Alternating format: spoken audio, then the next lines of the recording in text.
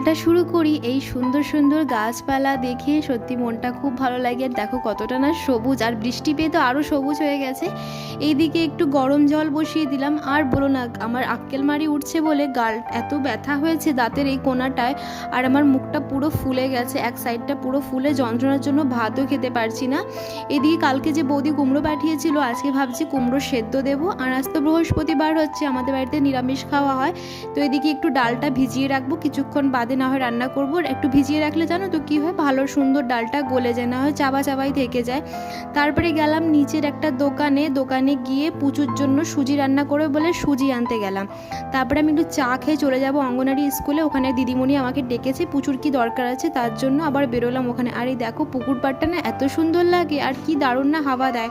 আর এদের দেখে না নিজের ছোটোবেলার দিনগুলোই মনে পড়ে গেল। তারপরে বাড়ি এসে ডাল বসিয়ে দিলাম। তো আজকের মিনি ব্লগটা এই পর্যন্তই থাকলো, টাটা।